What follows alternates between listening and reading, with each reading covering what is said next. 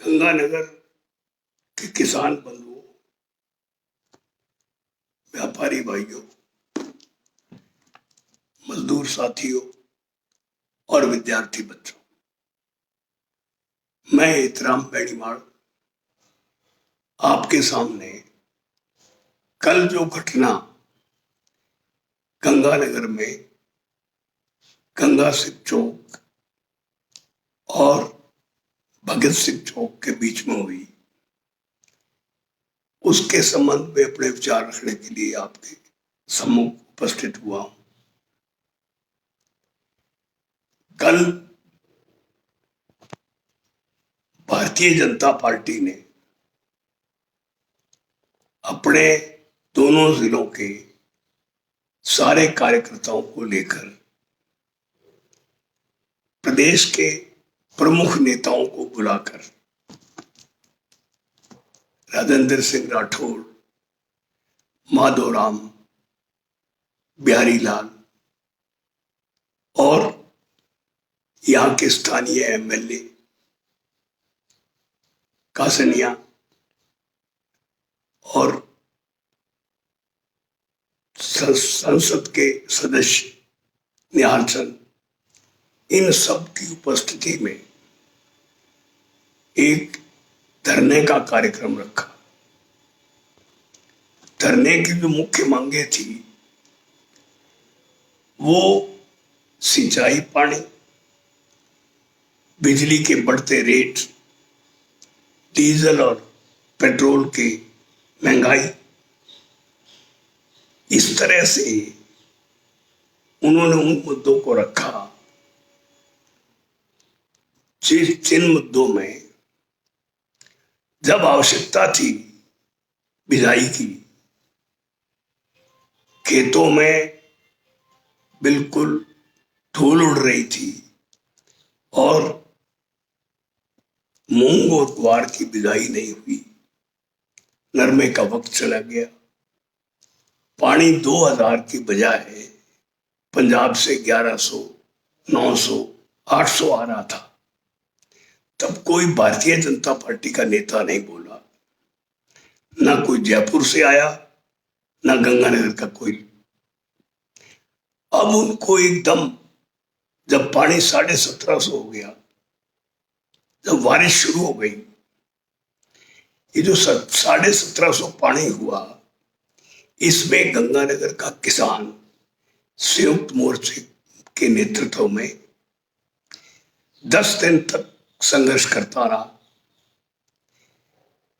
गंगा सिंह चौक पर 5-5 हजार लोग घेर के बैठे रहे सुबह से शाम तक, तब ये पानी बढ़ा।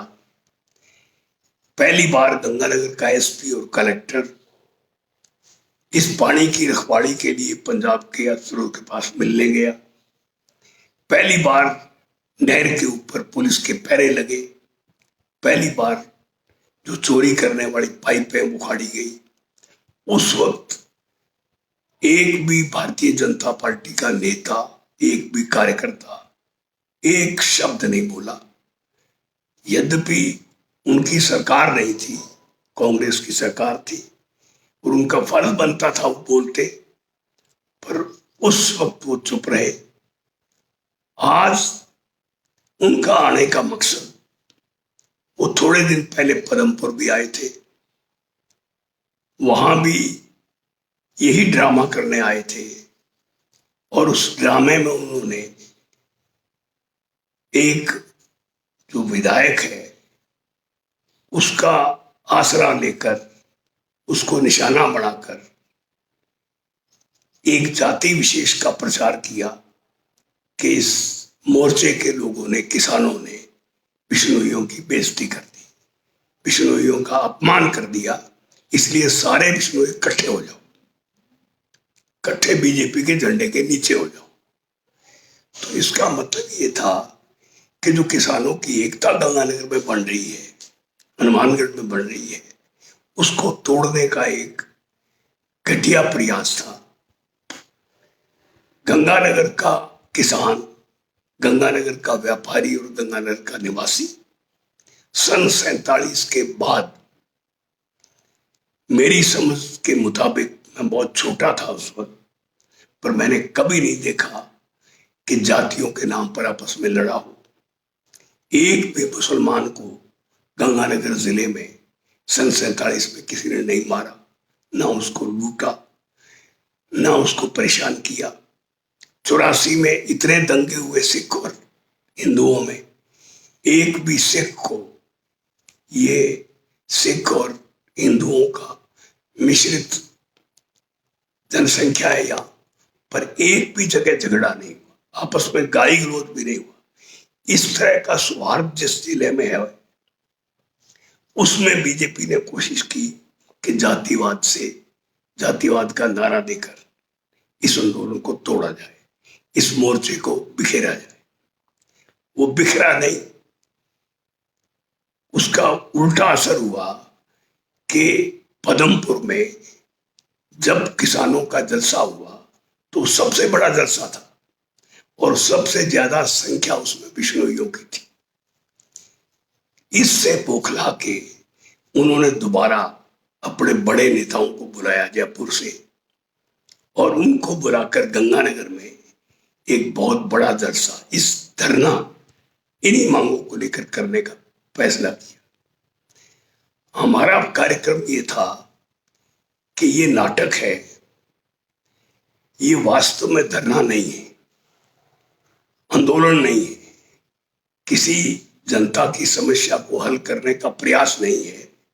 ये सिर्फ जो बाहर किसानों में आया है, जो गुस्सा किसान में है आज देश में, जिस तरह से दिल्ली के बॉर्डर पर लाखों लोग बैठे हैं, 700 लोग वहां शहीद हो गए, बड़ी परेशानी उस सर्दी में जब बर्फ जमती थी तब भी बैठे थे, आज 2-2 फुट पानी है तब भी बैठे हैं। ऐसे आंदोलन को, जो दुनिया के सबसे बड़े आंदोलनों में एक आंदोलन है, ऐसा आंदोलन दुनिया में कहीं नहीं हुआ किसी देश में, जो 8 महीने तक चले और फिर भी उसकी तार नहीं टूटे। तो इसको तोड़ने के लिए हमारे प्रदेश में, विशेष तौर से जिन जिलों में ये बहुत तीव्र पैदा हुआ, उसमें ये प्रयास उन्होंने शुरू किए, और यही प्रयास कल उन्होंने गंगानगर में किया। मुझे एक ही अफसोस है इस बात का कि ये कांग्रेस के खिलाफ नारा देते थे, कांग्रेस को गालियां निकालते थे, कांग्रेस से मांग करते थे, और कांग्रेस की पुलिस ही उनकी रक्षा करती थी। 700 सिपाही, 3 थानों के डीएसपी, सारे थानेदार, सारी पुलिस, सारी आरएसी, और इसके साथ साथ जो शिक्षित ये आतंकी हमलों के लिए तैयार किए जाते हैं, वो सिपाही भी इस तरह से सारी ताकत लेके और उस धरने की रक्षा के लिए बैठे। जनता की मांगों के लिए कोई आदमी धरना दे और वो जनता से इतना डरे कि 700 पुलिस की रक्षा के बीच में धरना दे, तो ये एक तमाशा था जो बीजेपी कर रही थी। और दूसरी तरफ मुझे अशोक गहलोत और उसकी कैबिनेट से एक बात कहनी है, कुछ तो शर्म करो। तुम्हारे सिपाहियों ने, तुम्हारे डीएसपी ने, तुम्हारे थानेदारों ने 20-25 आदमियों को लाठियों से पीटा। 8-10 ऐसे लोग थे बुजुर्ग, जिनके कपड़े खून से लाल हो गए, जिनके लाठियां मारी गई, ठुड्डे मारे गए। तुमने ऐसे लोगों को, जो निर्दोष सिर्फ काले झंडे दिखाना चाहते थे, एक तरफ धरना कर रहे थे, दूसरी तरफ हमने तय किया था कि हम ये नकली धरना है, ये सिर्फ इस आंदोलन को तोड़ने के लिए, किसान को 2 धड़ों में बांटने के लिए धरना किया जा रहा है, इसलिए हम मोर्चे ने तय किया था कि हम इसको काले झंडे दिखाएंगे। हमने सरकार से भी कहा था, अधिकारियों से कहा था कि हम इसको शांतिपूर्ण रखेंगे। हम जहां वो धरने पर बैठे हैं उनके बीच में नहीं जाएंगे, उनके पास भी नहीं जाएंगे। हम उनको उनके स्थान के आसपास कहीं खड़े होके अपने विचार रखेंगे, अपनी बात रखेंगे और ये निशानी देंगे काले झंडों के द्वारा कि जो तुम किसानों की एकता तोड़ना चाहते हो उसमें कामयाब नहीं होंगे। गंगानगर का किसान इतना मजबूत और संगठित है कि तुम्हारा कहना नहीं मानेगा। ये संदेश हम लेकर गए थे, उन पर लाठियां चलाई और उन लोगों ने जो अंदर बैठे थे उनकी हिम्मत नहीं हुई कि बाहर आ जाए। ऐसा धरना जो जनता से डरता हो, जिसका जनता से कोई संपर्क ना हो, मैंने जिंदगी में पहली बार देखा है। आंदोलन तो बहुत देखे। इस गंगानगर जिले में मैं व्यक्तिगत तौर से कह सकता हूं कि मैंने 59 के बाद, कॉलेज छोड़ने के बाद इस गंगानगर जिले के बहुत आंदोलन देखे हैं। शौकत सिंह, केदारनाथ, गुरदयाल सिंह, ये जो हांडा, ये लोग संघर्षों के अगुवा नेता थे। पानी का संघर्ष, जमीन का संघर्ष, गरीब का संघर्ष, इस गंगानगर जिले में बहुत बड़े बड़े आंदोलन हुए हैं। जमीन की नीलामी के खिलाफ 70 में इतना विशाल आंदोलन हुआ कि 30,000 लोग राजस्थान की जेलों में, जगह जगह सारे राजस्थान की जेल 2 बार भर गई। 13 लोग शहीद हुए। हिंदुस्तान में पहला आजादी के बाद और आजादी से अब तक किसी गरीब को अगर जमीन मिली है तो उस आंदोलन में 1 लाख लोगों को एक एक मरबा जमीन, गरीब लोगों को जिनके पास जमीन नहीं थी उनको जमीन मिली है। ये बहुत बड़ा लाभ इस क्षेत्र के गरीब आदमी को हुआ। ये था आंदोलन। यहां पानी का आंदोलन चला बाखरा में, जो 8 दिन तक 20,000 आदमी हनुमानगढ़ की कचहरी को घेर के बैठे रहे। सरकार अड़ी थी कि हम पानी सिर्फ पीने का देंगे, किसान अड़ा था कि हम खेती का पानी लेंगे। और 8 दिन के प्रयास के बाद 20,000 लोगों की जीत हुई और उनको सिंचाई का पानी मिला, फसलें हुई। इसी तरह से 2016 में थोड़े ही दिन पहले बीजेपी के शासन में गंगानगर के इसी गंगा सिंह चौक पर 25-30 हजार लोग पानी की मांग को लेकर इकट्ठे हुए। सुबह 8 बजे से लोग शुरू हुए और शाम तक बैठे रहे। ये एक दिन नहीं बैठे, इससे पहले 2,000 इकट्ठे हुए, फिर 4,000 हुए, 8,000 हुए और आखिर 18 जुलाई को 20-25 हजार लोग इकट्ठे हुए। तब सरकार ने पानी दिया। जो सिंचाई पानी 400 क्यूसेक आता था वो 2200 क्यूसेक हुआ। एक जनता प्यार करती है। मुझे समझ में नहीं आया कि भारतीय जनता पार्टी वाले कैसी लड़ाई लड़ रहे थे कि जिससे सारे लोग नाराज थे।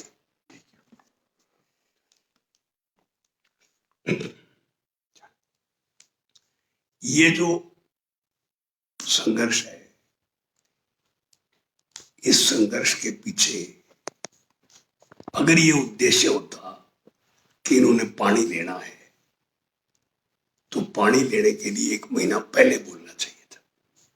और मान लो अब भी बोल रहे हैं तो कम से कम 2500 पानी दिला के तो जाते।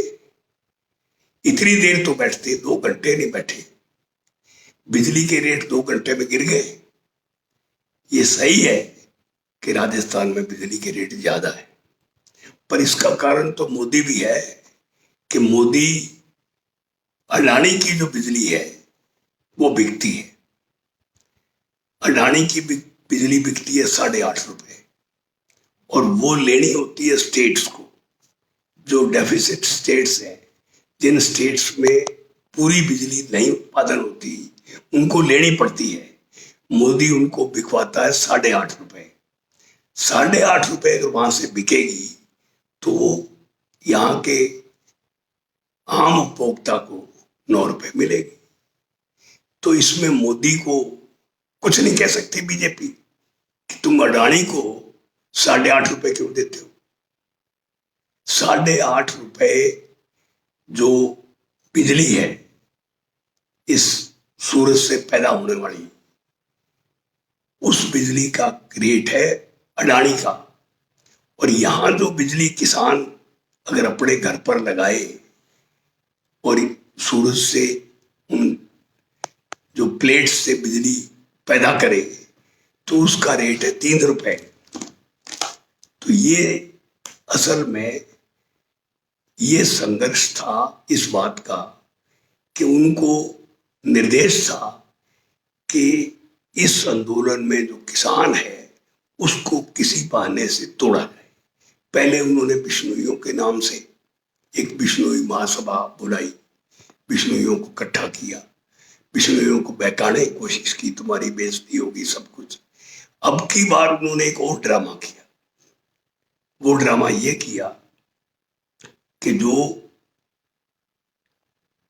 मेघवाल समाज का इस राजस्थान के मोर्चे का अध्यक्ष है, उसका नाम कैलाश मेघवाल है। वो कैलाश मेघवाल जो उस जलसे में, जहां जलसे की जगह थी, क्योंकि राजस्थान की पुलिस ने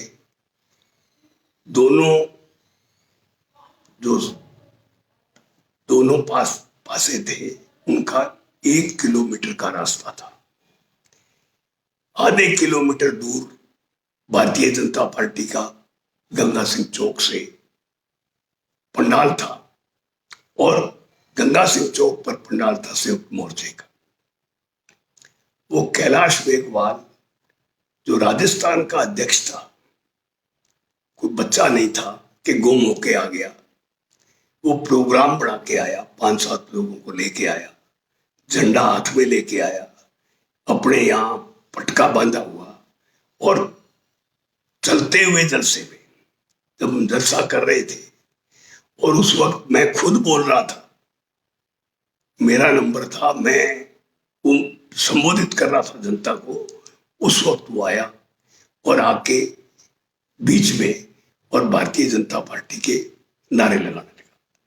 मुझे समझ में नहीं आया कि कोई इतने आदमियों में, जहां 1500 आदमी हैं, किसान हैं, और वो विरोध करने आए, ये भी उनका उद्देश्य है कि बीजेपी का विरोध करना है, उनके बीच में विरोध बीजेपी का नेता वो आए।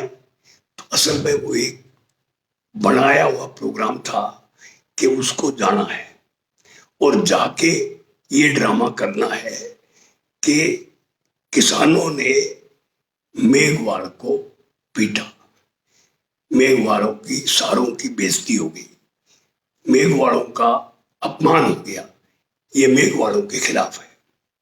मैं बड़े अफसोस की बात है कि उन नेताओं को पता नहीं था कि जो किसान मोर्चा लड़ रहा है उसका नेता भी मेघवाल है। शिवपत मेघवाल उसका नेता है, बहुत बड़ा नेता, जो रायसीनगर पदमपुर से हजारों आदमी लेके और पंडाल पर आता है, हमेशा लड़ाई लड़ता है, वो है नेता। तो वो किसके खिलाफ आया था? तो इसलिए वो सिर्फ इसलिए आया था, उसको भेजा गया था कि पिछली बार बिश्नोइयों की कोशिश की, वो कामयाब नहीं हुई, दलितों की कोशिश करो कि दलितों को इन किसानों ने, बड़े बड़े किसानों ने पीटा, इन्होंने बेइज्जती की, कपड़े फाड़ दिए। मैं एक बात निवेदन करना चाहता हूं उन लोगों से जो उस पंडाल में बैठे थे, बीजेपी के पंडाल में, और उनमें किसान भी होंगे, जमीन के मालिक भी होंगे, ऐसे लोग भी होंगे जिनकी फसलें खेत में खड़ी है। मैं उनसे निवेदन करता हूं कि तुम्हारे नेता कोई भाषण दे, तुम्हारे नेता कौन है? तुम्हारे नेता सुरेंद्र सिंह है, राजेंद्र सिंह जी राठौड़ है, सबसे बड़े नेता। और इसके स्विस बैंक में पैसे हैं। जिसका स्विस बैंक में अकाउंट है उसके पास तो करोड़ों रुपए होंगे। जिस निहाल चंद का, प्रमोद महाजन का करोड़ों रुपए की दौलत जिसके पास है, वो अरबपति आदमी है। तो ये जो अरबपति और करोड़ों के मालिक नेता तुम्हारे आए हैं, वो तुमको उपदेश दे रहे हैं। मैं निवेदन करूंगा कि इस आंदोलन में, जो आंदोलन हो रहा है, वो ना कांग्रेस का है ना बीजेपी का है। कांग्रेस भी हमारे लिए वैसी है, क्योंकि कांग्रेस ने लाठियों से कल पीटा, कांग्रेस ने हमारे हाथ पैर तोड़े। कोई ये नहीं है कि कांग्रेस हमारे पक्ष में है या कांग्रेस हमसे ठीक मानती है। पानी भी कांग्रेस ने लड़के ही दिया, 10 दिन लड़े तब मिला। इसलिए आपसे निवेदन करता हूं कि आप इस पर गंभीरता से विचार करो कि अगर हम टूट गए, अलग अलग हो गए, इस बात के लिए अलग अलग हो गए कि आप बीजेपी में हो और हम पता नहीं किसी और पार्टी में हैं, किसान का टुकड़े टुकड़े होना, किसान का अलग अलग होना, उसकी मौत है। क्योंकि ये जो बिल 3 बनाए हैं मोदी ने, ये बिल इसलिए नहीं बनाए कि किसान के हित में है। कोई मांग उठी, आपने कभी ऐसा सुना किसी अखबार में कि किसान के किसी संगठन ने, किसान के किसी जलसे ने ये मांग की हो कि हमारे लिए कोई नियम बनाओ? मांग तो एक ही की गई थी, एमएसपी बढ़ाओ, एमएसपी को कानून बनाओ। मिनिमम प्राइस जो तुम रखते हो वो कागजों में रहती है, मिलती नहीं। 2300 रुपए बाजरी का रेट है और बाजरी बिकती है 1100 रुपए। जो रेट है मक्की का वो 1800 रुपए है, बिक रही है 800 रुपए। तो किसान को कागजों पे रेट मिलता है, जमीन के स्तर पर रेट नहीं मिलता। जमीन के स्तर तो जब 18 में वसुंधरा के खिलाफ संघर्ष हुआ था यहां, और 10,000 आदमी जबरदस्त ताकत बना के बैठे थे रात को 10 बजे तक। और उस वक्त जब ऐसा वक्त आ गया कि वो मार्च कर रहे थे, वसुंधरा जहां ठहरी हुई थी, उस वक्त उस संकट की घड़ी में वसुंधरा को अफसरों ने समझाया कि खून खराबा होगा और गंगानगर चुप नहीं रहेगा। तब यहां सरसों की और चने की खरीद हुई। उससे पहले चना और सरसों खरीदा ही नहीं गया, चाहे उसका रेट बढ़ा दिया गया। तो इसलिए ना ये रेट बढ़ाते हैं, ना रेट बढ़ाने वाली सरकार है। ये जो 3 कानून बनाए हैं वो सिर्फ इसलिए बनाए हैं कि मंडियां खत्म हो जाएं। बड़े बड़े जो सेठ अडानी और अंबानी है, अगर मंडियां खत्म ना करनी हो तो अडानी और अंबानी ने सैकड़ों बड़े बड़े गोदाम, जिसमें 2-2 करोड़ बोरियां आ सकती है, 2-2 करोड़ बोरियां गेहूं की उसमें जमा की जा सकती है, इतने बड़े बड़े जो गोदाम बनाए हैं जिन पर करोड़ों रुपए खर्च किए हैं, वो बेवकूफ थोड़े ही है। उनको मोदी ने विश्वास दिलाया है कि ये कानून लागू रहेंगे, और ये कानून लागू रहेंगे तो तुम्हें खरीदने का मौका मिलेगा। अगर खरीदने का मौका मिलेगा, तुम खरीदोगे, तो ये मंडियां खत्म हो जाएंगी। और उस लालच के बाद किसान का वही हालत होगा जो बिहार में हुआ, कि बिहार में मंडी खत्म होने के बाद 800 रुपए गेहूं बिक रही है, 600 रुपए मक्की बिक रही है। इतना बुरा हाल है कि जिसकी 15 बीघे जमीन है वो पंजाब में धान लगाने के लिए मजदूरी करने आता है। बिहार का किसान, बिहार से 50 लाख लोग हिंदुस्तान में मजदूरी करने बाहर निकलते हैं। ऐसा बुरा प्रदेश का हाल हो गया। तो असल में ये जो कानून है, अगर कानून ठीक हो, कानून मजदूर किसान के हित के हो, तो निश्चित तौर से आप जो जलसे में बैठे थे कल, आप उनके भाषण सुन रहे थे नेताओं के, किसी नेता ने आपको बताया कि इनमें क्या लाभ है? मुझे एक बात बताओ, सिवाय इसके कि कम्युनिस्ट गुंडे हैं, कांग्रेस से मिले हुए हैं, कांग्रेस बदमाश है, कांग्रेस भ्रष्ट है, ठीक है, कांग्रेस भ्रष्ट है, कम्युनिस्ट गुंडे हैं, इससे क्या फर्क पड़ेगा? मैं कह दूं बीजेपी गुंडा है और बीजेपी के नेता गुंडे, ये बात नहीं है। मैं तो ये कह रहा हूं कि क्या किसी नेता ने आपको ये बताया कि ये 3 कानून जो बनाए हैं किसान के लिए, वो किसान के हित में किस तरह से है? उनमें कौन सी ऐसी बात है, कौन सा ऐसा शब्द है जो किसान के हित में जाता है? मेरे मित्रों, पार्टी किसी में रहो, पर ये सोचो कि अगर ये कानून लागू रहे, अभी तो सुप्रीम कोर्ट का स्टे है, सुप्रीम कोर्ट ने दखल दिया है, इसलिए 1.5 साल से रुका हुआ है। अगर वो स्टे टूट गया, और वो टूटेगा, अगर ये आंदोलन खत्म हो जाए, आंदोलन बिखर जाए, किसान टूट जाए, किसान का एका नहीं रहे, तो निश्चित ही टूटेगा। और वो जिस दिन टूट गया, उस दिन धीरे धीरे जमीन खत्म हो जाएगी, किसानों के पास जमीन नहीं रहेगी। जमीन पहले ठेके पर लेंगे, ठेके पर लेके उसका रेट घटाएंगे फसलों का। जब बाजार ही नहीं रहेगा, मंडी ही नहीं रहेगी, तो माल कहां बिकेगा? वो व्यापारी जो चाहेगा उस मोल लेगा, और आप पर इतना कर्जा हो जाएगा कि आपको मजबूरी में अपनी जमीन देनी पड़ेगी।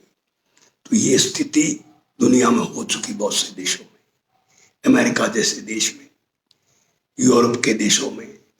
जिन देशों में ये कानून बने, बड़े पूंजीपतियों ने सारी जमीन हड़प ली, 4-4, 5-5, 10-10 लाख एकड़ जमीन एक आदमी के पास है, और बाकी सारे किसान मजदूर बन गए।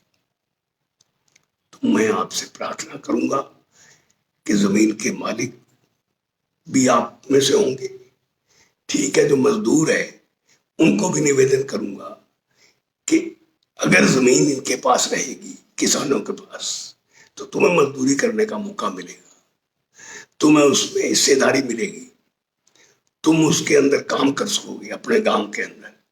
और जमीन अगर सेठों के पास चली गई, तो पता नहीं उसमें किस तरह की मशीनरी आएगी, किस तरह के लोग आएंगे, किस तरह से क्या चीज पैदा होगी, क्या फसलें होंगी। इसलिए बहुत खतरनाक कानून बने हुए हैं, जिसके खिलाफ, नहीं तो क्या वजह है कि एक किसान समझदार, पढ़ा लिखा, ग्रेजुएट, एक डॉक्टर, एक विद्वान वकील, वो 6-6 महीने से 8-8 महीने से बैठा है, और वहां उसका परिवार बैठा है, और वहीं उसकी जान निकल जाती है। 700 आदमी मरे हैं, अपने गंगानगर जिले के नौजवान भी वहां शहीद हुए हैं। 7 FF का एक लड़का नवनीत सिंह, 20 साल की उम्र का, एक ही बच्चा था उसके परिवार के, और वो शहीद हो गया 26 तारीख को।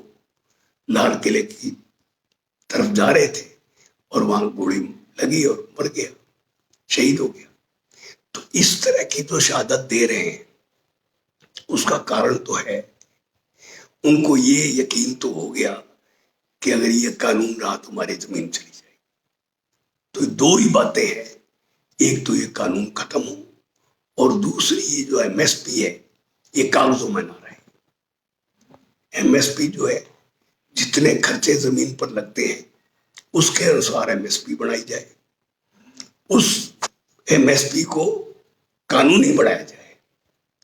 अगर MSP को कानूनी बना दिया जाए कि हर हालत में उससे नीचे कोई चीज खरीद नहीं सकता, जो खरीदेगा उसको सजा होगी, जेल जाएगा, खरीद कर नहीं सकता, तो निश्चित तौर से किसान की खुशहाली आएगी, किसान खुशहाल होगा, और उसकी फसल जो है उसका सही मूल्य मिलेगा। तो आपसे मुझे कहना है, हमारी तरफ जो लोग हैं उससे आपको गुस्सा है, नाराजगी है। ये जो नेता आपके भाषण दे के ये कह रहे हैं कि हम आपको डराने आए हैं, पीटने आए हैं, मारने आए हैं। ना डराने आए, ना पीटने आए, ना मारने आए, और ना आपको काले झंडे दिखाने आए। हम काले झंडे गंगानगर के किसान को दिखाने नहीं आए। हम तो उन नेताओं को दिखाने आए हैं जो गंगानगर में ये बीमारी पैदा कर रहे हैं, जातिवाद पैदा कर रहे हैं, गंगानगर में किसानों में फूट डाल रहे हैं। बीजेपी के इतने जलसे होते हैं, बीजेपी के प्रोग्राम होते हैं, कभी हमने उनका विरोध नहीं किया। आज विरोध का कारण ये है कि आज ऐसे मौके पर वो जलसे कर रहे हैं, ऐसे मौके पर प्रोग्राम कर रहे हैं जिससे किसान की एकता टूटे। उन्होंने प्रोग्राम बढ़ाया है, धमकी दी है कि हम हर तहसील में जलसा करेंगे। पता नहीं वो करेंगे नहीं करेंगे, हम देखेंगे। पर ये जरूर है कि जहां भी वो जलसा करेंगे हम पूरे मोर्चे की ताकत लगा के और उस जगह काले झंडे दिखाएंगे, उनका निरादर करेंगे और किसान को समझाएंगे कि वो उस जलसे में नहीं जाए। इसी तरह से हमने प्रोग्राम बढ़ाया है कि इस लड़ाई को, जिसके हजारों आदमी बॉर्डरों पर गए हैं, हमने मतलब शाहजहां बॉर्डर पर हजारों आदमी यहां से गंगानगर से गए, लाखों रुपए लोगों ने सामान भेजा है। किसी ने रोटी की मशीन दी है 4-4 लाख की, किसी ने जो सामान है तंबुओं का वो दिया है, किसी ने और सामान दिया है।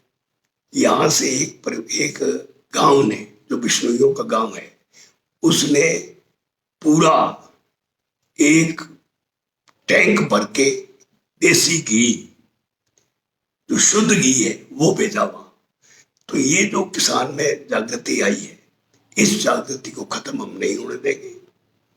अभी जो हमारा अगला प्रोग्राम है वो 15 अगस्त के पास, 15 अगस्त तक हम सादुल शहर में एक महापंचायत करेंगे, किसान महापंचायत करेंगे, जिसमें दिल्ली के प्रमुख जो नेता हैं उन बॉर्डरों पर बैठे हुए वो उसमें भाग लेंगे। उसके बाद करणपुर में करेंगे, उसके बाद सूरतगढ़ में करेंगे। हम गंगानगर की हर तहसील में, जहां रायसेनगर में, पदमपुर में हम पहले कर चुके हैं, उसके बाद जो भी क्षेत्र बचता है उसमें हम महापड़ाव भी करेंगे और महापंचायत भी करेंगे। और ये कोशिश करेंगे कि किसान को जागृत रखें और इस आंदोलन को जीवित रखें। ये आंदोलन अगर जीत गए, ये आंदोलन जीता गया, तो निश्चित तौर से हिंदुस्तान का किसान खुशहाल होगा और पहली बार हिंदुस्तान के किसान की आवाज हिंदुस्तान में, अभी ये जो पार्लियामेंट चल रही है, ये पहली पार्लियामेंट है जिसमें किसान की आवाज उठी है और किसान के लिए जो काम बंद हुआ है, नहीं तो कभी किसान का नाम ही नहीं था। तो ये कुर्बानी जो किसान ने की है वो व्यर्थ नहीं जाएगी। हमारी जो एकता है वो हर हालत में विजयी होगी। मैं आप